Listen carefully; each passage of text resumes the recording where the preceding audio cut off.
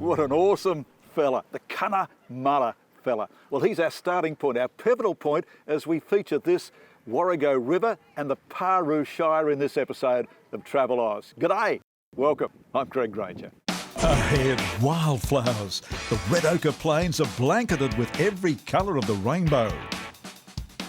Music in the Mulga, the Outback Festival that brings music lovers from every corner of Australia. Come on everyone, we're off to Western Queensland where we are nearly there. Here we go. Opals digging for the elusive Yowah nut.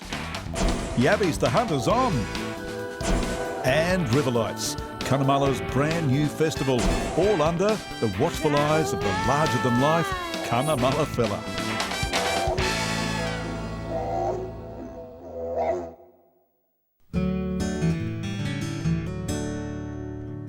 Cunnamulla. It's just an hour north of the New South Wales border and a real oasis for outback travellers. Paroo Shire is a great little corner of the state. Beautiful people, beautiful country, so much to see and do here. It's just a fantastic place. Paul Harper-Green looks after tourism in Cunnamulla and right around the Paroo Shire. We've got everything. We've got opals, we've got dinosaurs, we've got, you name it, we've got it. We've got the Cunnamulla fella. Big cattle dog with a stag hound cross. Well, it was Slim Dusty who sang about the Cunnamulla fella. From Cunnamulla, yes, I'm the Cunnamulla fella. In fact, before Slim, his good mate Stan Costa actually wrote the lyrics as a poem. Because he, as you know, he was a stockman and spent a bit of time out this way. And then, yeah, Slim put it to music. Yes, they call me the Cunnamulla fella. Oh, they call me the Cunnamulla fella. The big new festival in Cunnamulla is Riverlights, combining water and culture. Festival time now, the Riverlights Festival here in Cunnamulla. Lights, fire, action. Fire twirlers twirling fire sticks in the outback. It's Roy Bannerman's burning ambition. We're spinning fire and teaching kids out here how to spin fire and enjoy it. And our Paul Harper-Green, whose vision this all was. It's fantastic. It's been a fantastic weekend, Greg. This was all your vision. It was, and here I'm seeing it before my eyes. It's great. So what's been your driving philosophy, Paul? What are you trying to achieve with this festival? It's about telling the story of what it's like to live in Cunnamulla or the Paroo Shire, what it's like to actually live in the outback, live, work and play. This is how we have fun in the outback, Greg. So all brought to life by music. Absolutely. Music, storytelling and lantern making, of some fire twirling. There's all sorts of things that you can do. This is all a festival of voices, starting with the stars of Opera Queensland, who are performing tonight on Sunset right behind the giant Cunnamulla fella. One of the operatic stars bringing a powerful voice to the outback tonight is that of Jason Barry Smith. How do you get to this position?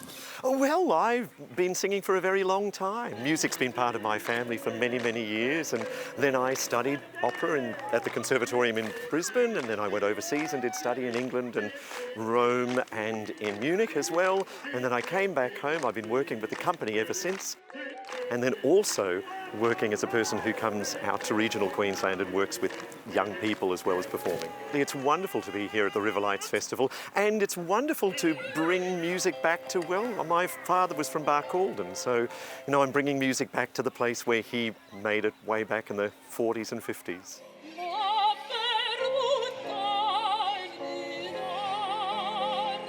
Partnering him on stage is the dynamic Aboriginal singer Nina Corbet. Tonight we're performing for Opera Queensland in their Outback Riverlights Festival concert. And so what's the significance? Why are we involving these local kids?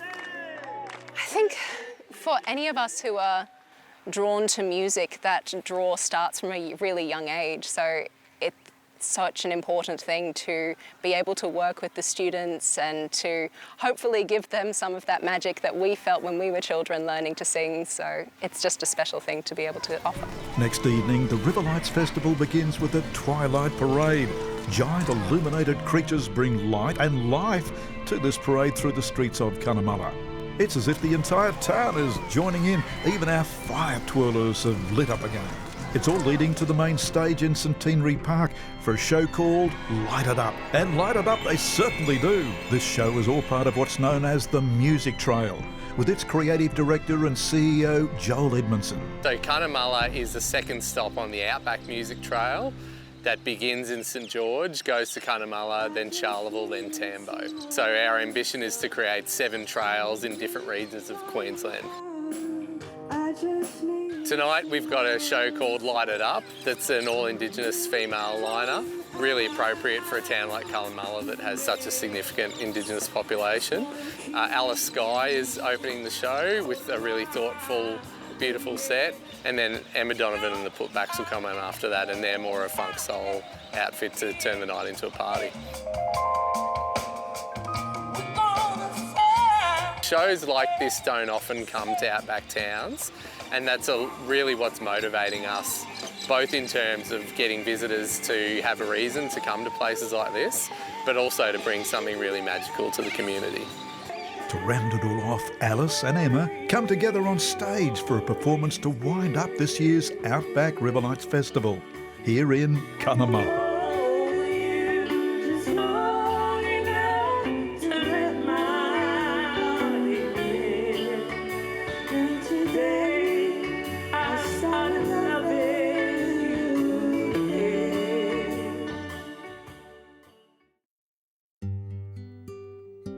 Paroo Shire certainly has one big secret that's not widely known.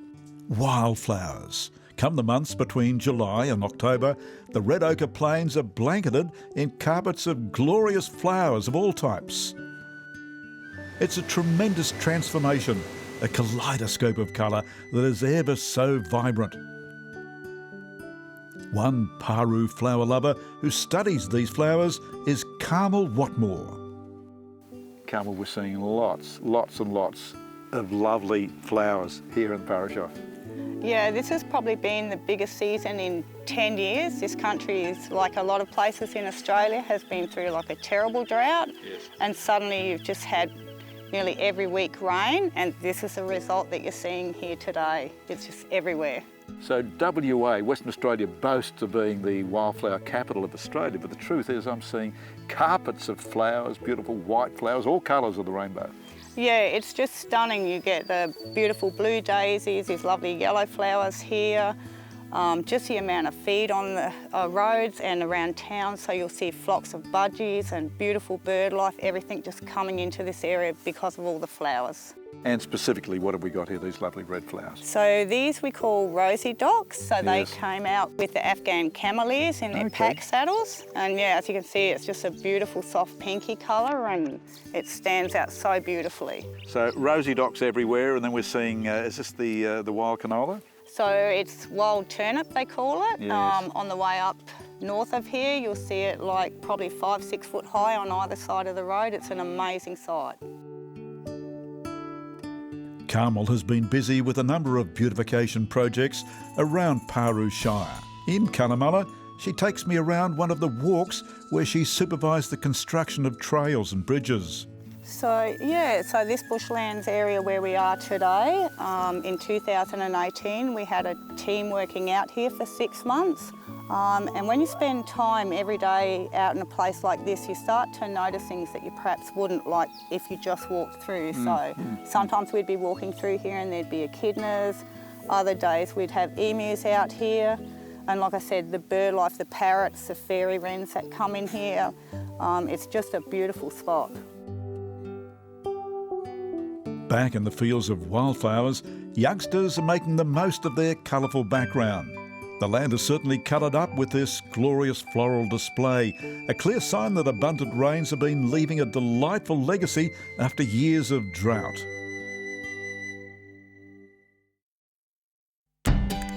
Further west, we've reached the small settlement of Yowah. The latest census puts the human population here at 95. But lizards, well, there are thousands of them and they're celebrated, welcoming lizard sculptures and signs indicating they once raced lizards on a purpose-built track. Plenty of healthy mud in these parts. Well, here's Editor Brummel, the maestro of mud baths. So tell us about the mud out here around Yowah. Yes, we do collect about 20 kilometres away from here, and Ian Pike processes it on site. And here it is. Now look at this. Look at this. Now what is so good, what is so special about this mud? Well, there's magnesium, which is great for your muscle and bone. Yes. Zinc for immune system. Lots and lots of silica. Yes. Which is great for your hair, skin and nails. Yeah, just to name a few.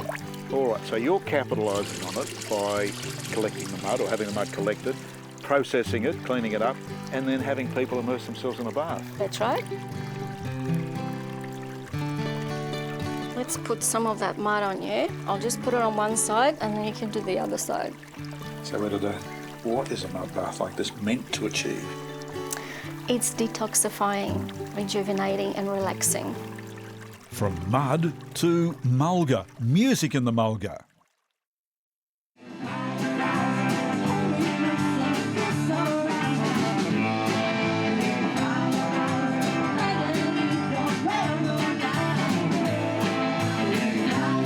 You're listening to a very different music festival. Come on, everyone, we're off to Western Queensland where we are nearly there. We go. This is Music in the Mulga, staged on a private property just outside of Yowah. I really think everyone needs to experience the outback. You can't describe it. People ask about the festival and I try and explain on the phone and say, you've got to come and feel the festival. Feeling the festival here is Carmel Meurant. It's her property in the Mulga where the festival is making a comeback after being shut down by COVID restrictions. 12 months we were devastated because we just cancelled Music in the Mulga and it's the highlight of our year, and also for the whole of our community because the money that it injects into not just our community but communities all along the journey to here. You know, there's no festival like it. It's just a whole different experience, you know, being in the middle of the outback and getting to listen to amazing country music with people who feel like your family, not just, you know, not just random people coming along. They feel like family, so it's amazing.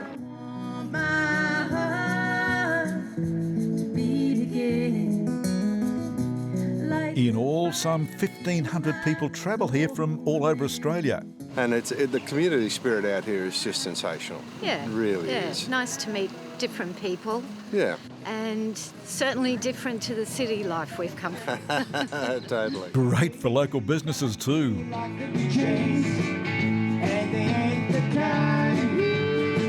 We're doing over 100 meals a day. And it's just, we normally do 30 or 40.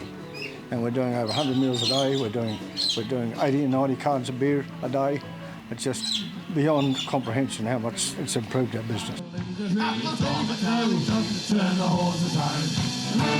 can't believe it's really time to go. I can't believe it's really time to turn the horses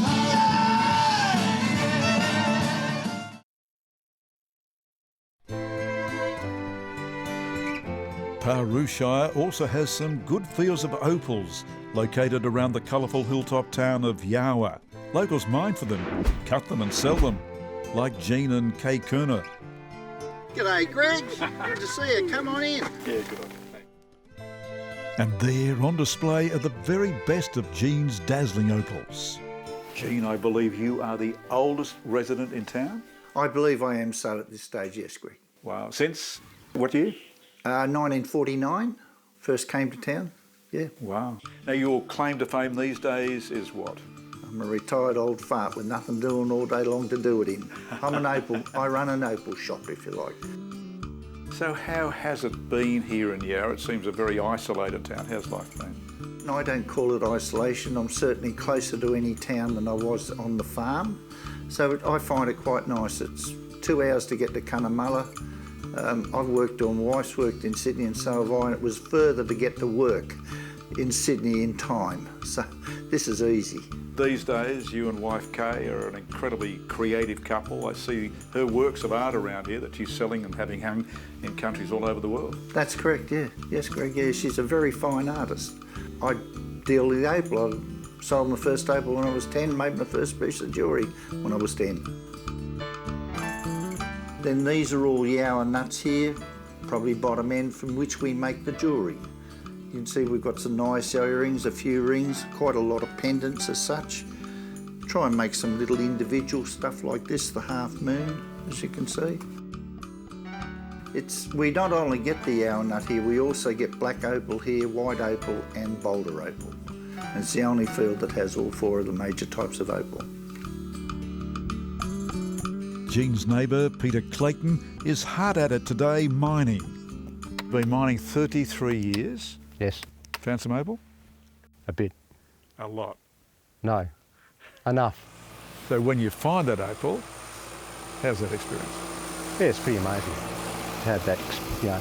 No one else can have that. You know, it's something unique, isn't it? You know, to go out there and actually dig something out of the ground and be the first to see it, cut it, polish it, and then someone sees by, comes over and buys it. So, yeah. Tell us what you've got here.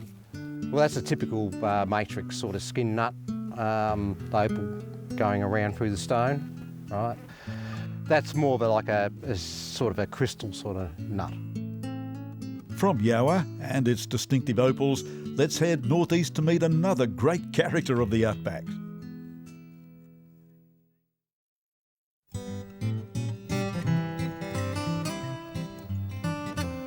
We've arrived at the tiny settlement of Wyandra, its streets lined with rustic buildings.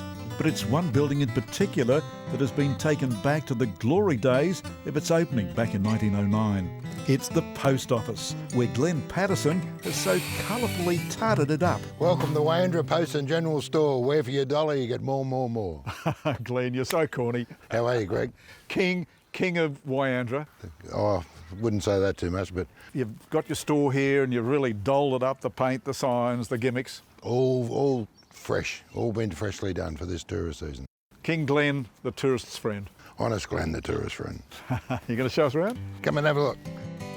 And Glenn, you're Wyandra's big attraction. Mate, we sell everything, all old-fashioned, like old-fashioned hamburgers, fish and chips, fresh pizza, scones, jam and cream with brewed coffee. It's just what the old food used to be, taste like. And Glenn, you have Wyandra's original jail. This is the original Wyandra lock-up cell built in 1909. And you have it? I've got it. It was located down the police station. Yeah. But they haven't used it in many years, but I got it here now. Inside your store, you've got everything, Glenn. You've got Hollywood legends, you've got toys, lollies, the whole lot. Mate, I've got everything from fuses to screwdrivers to men's shavers. Wow. So a huge variety. People just absolutely love it, can't believe it. There's 5 shops of total collection. Wow. So you're a collector, are you a seller? Do they sell? I sell plenty. I sell at a reasonable price and people just buy them presents. Glenn, at the end of a hard day's work, you can sit back and relax and enjoy what you've created. Sit out even in the sunshine, it's beautiful. Have a coffee, the two. So why Wyandra? Well, we just found it, luck out of the blue, found it, and then just grew on it, and now I love it. Why would somebody come to Wyandra? Well, mate, this is just the oasis of the outback.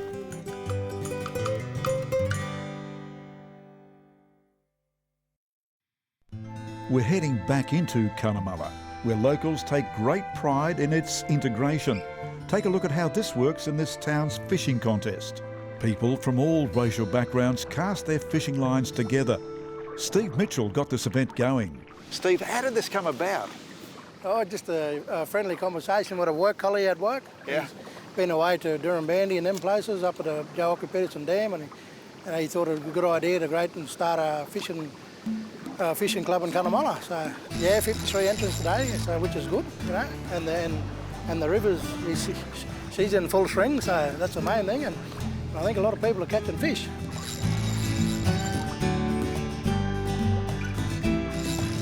Good catches throughout this contest.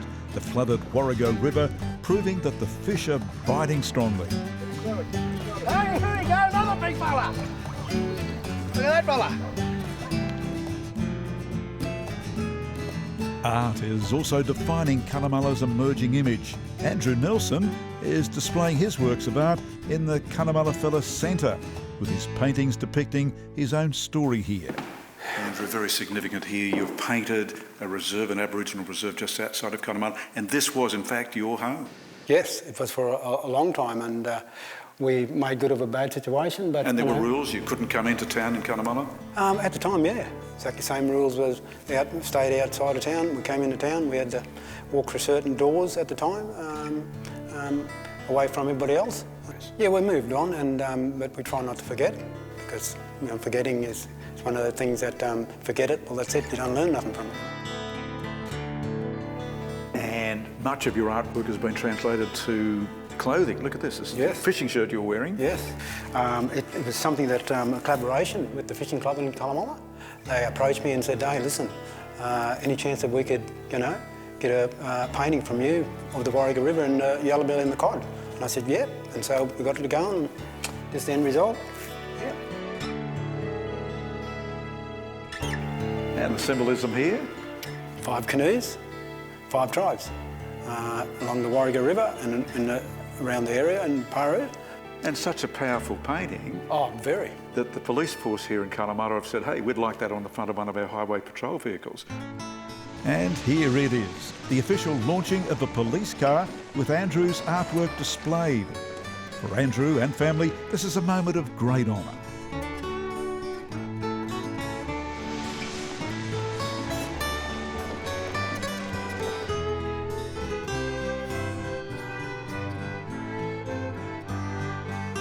Across the road, another artist, Samantha Meurant, is showing us work she's contributed to, murals displayed on shop walls.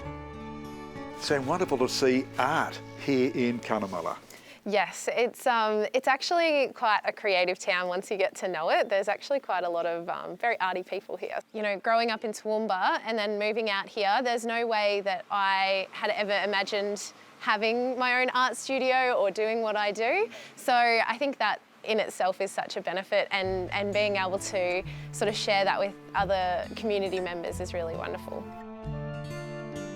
I obviously love painting flowers, and at the moment the flowers are just incredible. Yes, carpets of so flowers, yeah. So it's wonderful being able to actually see them in real life and get to paint them in real life, obviously. And then just the beautiful colours. So I obviously paint very vibrant paintings, and so the vibrancy, when it rains, the green and the red and everything about it is just amazing.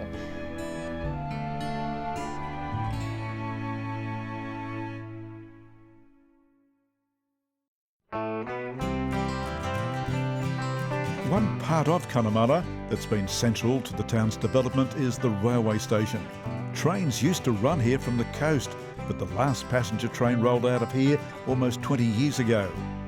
These days, the Cunnamulla railway station is the site of a tribute movie screening every afternoon. All Aboard it's called, with Tammy Hickey the guide. Tammy, the railway played a big part in the history of Cunnamulla. It did. It played a vital part. Children came home from boarding school on it. It brought supplies. It took sheep and cattle away. Soldiers back from the war. Soldiers back from the war, absolutely, yeah. My dad was one of them that came back from the war. So here's the railway station abandoned now. No more trains. No more trains, no. There hasn't been a train for at least 20 years. Yes. And so, but you've got something happening here. You've got the All Aboard show? We do, and the show brings back and shows what it was like back when and how important the train was to the community, and, bringing all the kids back from school and the fun they had or shouldn't have had on the train coming back from school, and there's quite a few funny stories, yeah. When I've heard of blokes waiting at the siding for the Cunnamulla train with their arms full of eggs, though Cunnamulla often returned the favour. No underarm bowling there. We're winding up our experiences in Paroo Shire out on a working sheep and cattle station. This is the legendary Charlotte Plains, where Robin Russell rules. There she is, a granny well into her 70s, rounding up the sheep on her quad bike. Robin's got quite something going out here. Orphan joeys for the kids to play with. That's after they've bottle-fed the newborn lambs and goats 3 times a day. And with all this activity, it's really no surprise when we see behind the wheel of a giant tractor, Robin herself, Queen of the Outback.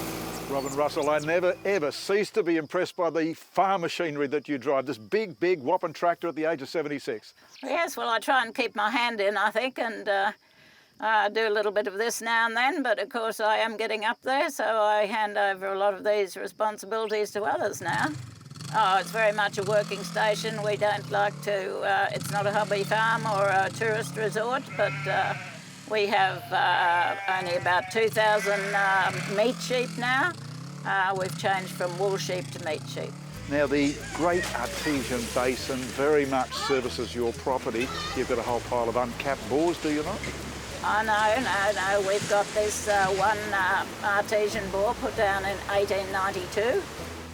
Never stopped running and been turned off probably half a dozen times in its life. But it's the one that has been partially capped. It'll cost another $300,000 to finish off the procedure. And we have poly pipe running to troughs now for the water, and that saves a lot with evaporation. I started with 2 bathtubs and now have 12 bathtubs, and they just love to soak their aching bones and have a lot of fun in the baths as well.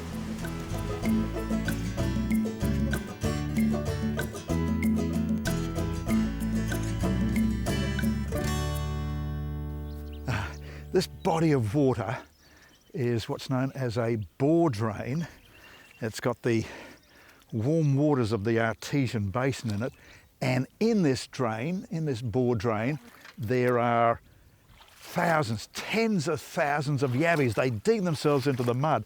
Now catch this, they've got a contest on here today at Charlotte Plains to collect the yabbies as that tractor drags a V-shaped implement through the mud to stir up the yabbies.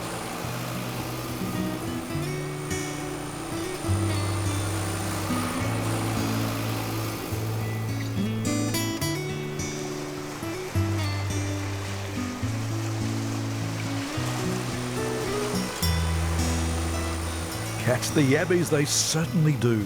It's a yabby muster, one of the outback activities that Charlotte Plains has become known for. Well, there's been quite some catch here today. The girls, the kids here, they've caught all these yabbies, some 10 of these. Good sized ones too. There we go. The great bore drain yabby hunt here on Charlotte Plains.